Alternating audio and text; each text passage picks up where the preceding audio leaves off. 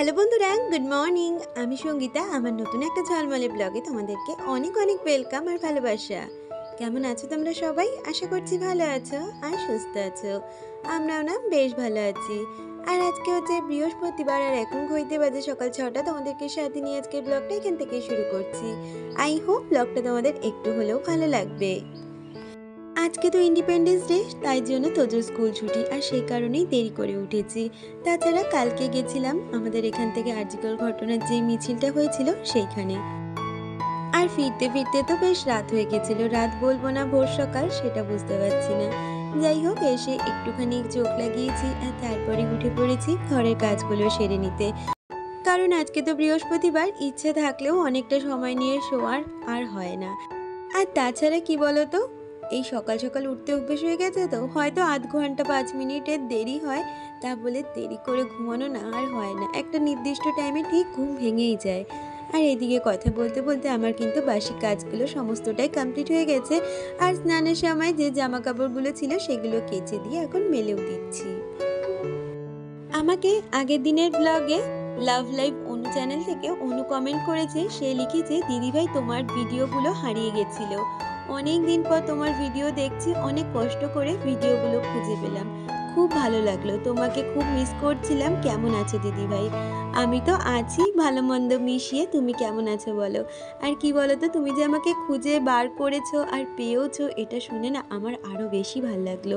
হ্যাঁ, তোমার কমেন্ট কয়েকদিন ধরে আমিও কিন্তু মিস করেছি ভীষণভাবে।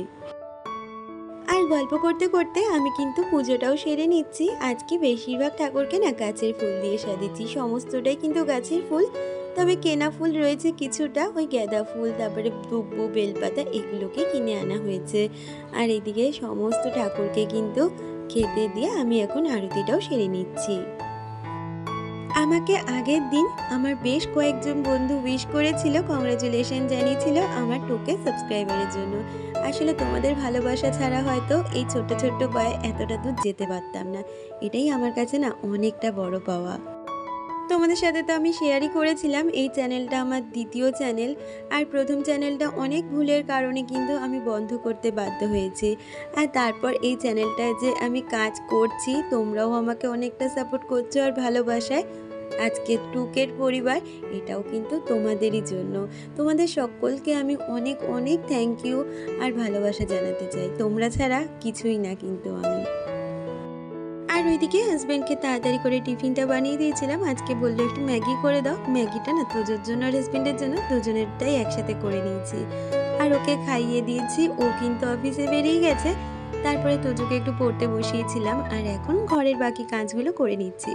সকালের দিক করে হাজব্যান্ড বিছানাটা তুলে দিয়েছিল, তবে আজকে না চাদরটা চেঞ্জ করব।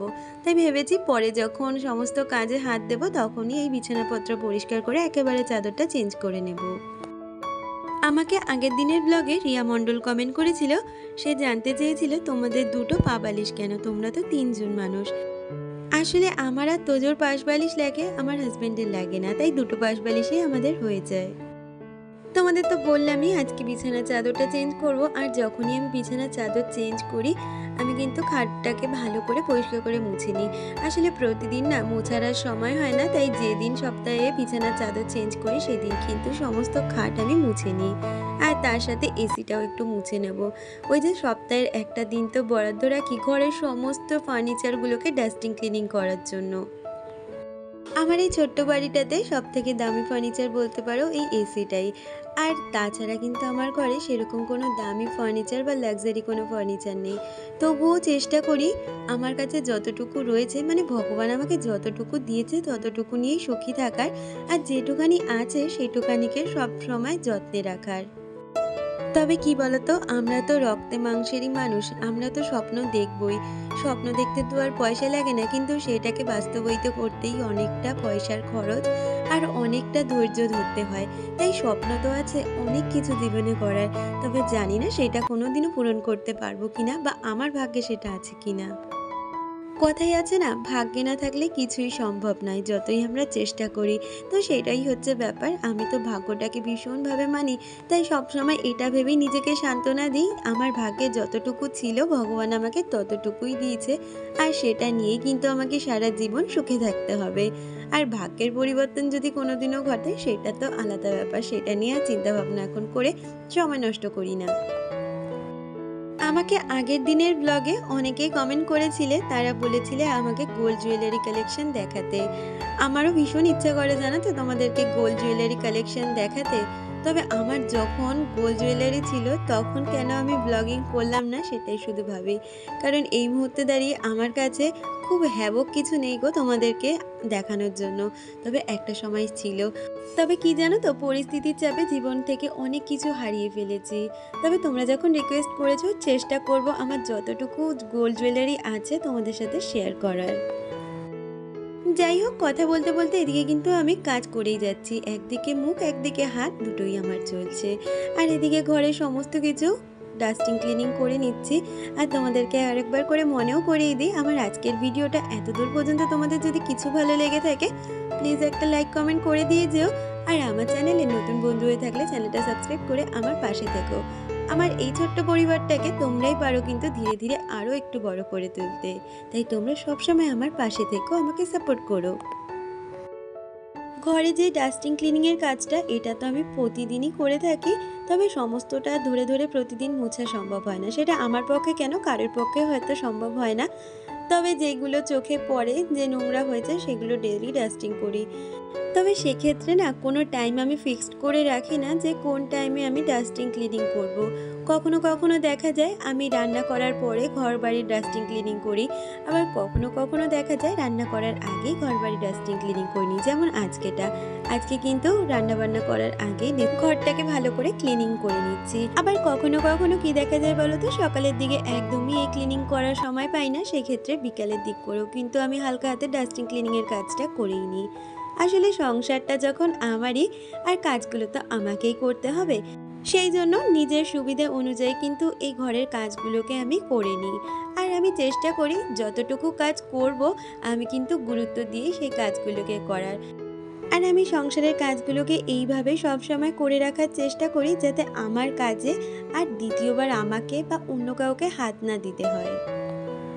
তাহলে চলো আজকে কাজগুলো সারতে সারতে আমার সুন্দর কয়েকজন বন্ধুদের নাম নেওয়া যাক, যারা প্রতি মুহূর্তে আমাকে ভীষণভাবে সাপোর্ট করো। Love life Anu, Mallika, Riya Mondal, Savannah blog, Nandini Hazra, Anubhaba Chowdhury, real blogger AP, Parismita Kumari, Sutapa, Puja Das, Biswajit Das, Anamika Das. তোমাদের সকলকে অনেক অনেক ধন্যবাদ আর ভালোবাসা প্রতিদিন আমাকে এত সুন্দর সুন্দর কমেন্ট করার জন্য। তোমাদের কাছে প্রতিদিনের মতন একটাই আমার চাওয়া, তোমরা আমার পরবর্তী চলার পথে এইভাবেই পাশে থেকে যেও। আর আজকে তো 15 অগস্ট একটা অকেশনের দিন, তাই জন্য হাজব্যান্ড বলল আজকে একটু মাটন আনি। তাই এখানে কয়েকটা ভাজা করছি, তার সাথে চাটনি বসিয়েছি, আর তারপরে মাটনটা রান্না করে নেব। আর মাটনটা না সেই আনার পরে না ফ্রিজ আপ করে রেখেছিলাম, কারণ আমি জানি আজকে ঘরের কাজগুলো করব, তারপরে রান্নায় হাত দেব। তাই মাটনটাকে এখন ধুয়ে রান্না করে নেব। তার আগে আলুগুলোকে আগে ভেজে নিচ্ছি। আর কি বলতো, আমাদের বাড়িতে না যেদিনই চিকেন হোক বা মাটন হোক তার সাথে একটু চাটনি লাগবেই। এটা আমার শ্বশুরমশাইও ভীষণ ভালোবাসতেন, আর এখন দেখি আমার ছেলেও না এরকমভাবে খেতেই বেশি পছন্দ করে। এর আগের দিন চিকেন বানিয়েছিলাম, তার সাথে বলছে চাটনি করেছো, সেদিন তো আর চাটনি করিনি, তাই আজকে মাটনের সাথে চাটনি করেছি। তোমরা তো এর আগেও দেখেছো আমি যখন মাটন রান্না করি সমস্তটা মাখিয়েই করি, তবে আজকে না মশলা মাখিয়ে মাটন রান্না করলাম না, মাটনটা এইভাবেই রান্না করলাম। খেতেও কিন্তু খুব ভালো হয়েছিল জানো তো। তোমরা অনেকেই আছো যারা আমার রান্না দেখতে ভীষণ পছন্দ করো, আর খুব সুন্দর সুন্দর আমার রান্নাকে নিয়ে কমেন্টও করো। তো এখনও ভেবে যাচ্ছি যে রান্নাটাকে নিয়ে কিছু করব। তবে কি বলো তো, কিছু করার আগে না অনেক কিছু দিক ভাবতে হয়। এই যে তোজোর পড়াশুনো, তোজোর খেলাধুলো, এগুলো নিয়ে চিন্তা ভাবনা করে না ভাবছি ব্লগিং করেও কি আমি ক্লাউড কিচেনটা করতে পারবো, যার জন্য না ধীরে ধীরে এগোচ্ছি, পুরোপুরি এখনও এগিয়ে উঠতে পারিনি। তবে কিছু তো করতে হবে বলো, আজকালকার দিনে না একার দ্বারা কোনো কিছুই সম্ভব নয়। আমি যদি একটু কিছু করি হাজব্যান্ডের হয়তো একটু হলেও হেল্প হবে। আর কি বলতো, হাজবেন্ডের থেকেও বড় কথা, ওকে কতটা হেল্প করতে পারবো কিনা জানি না, তবে নিজেরও তো একটা হাত খরচা লাগে বলতো। মাস গেলে সব সময় না বরের কাছে হাত পাততে ইচ্ছা করে না, আমাকে এটা কিনে দিতে হবে ওটা কিনে দিতে হবে। যদিও বা প্রতি মাসে কিন্তু আমাকে হাত খরচা দেয়, তবুও নিজের তো আরো অনেক স্বপ্ন থাকে বলো, অনেক শখ থাকে, সেগুলো পূরণ করার জন্য আমার মনে হয় মেয়েদেরও কিছু করার দরকার। আর আজকে বিকাল করে একটু এসেছিলাম বাপের বাড়ি। আজকের ভিডিওটা আর বাড়ালাম না, দেখা হচ্ছে কালকে।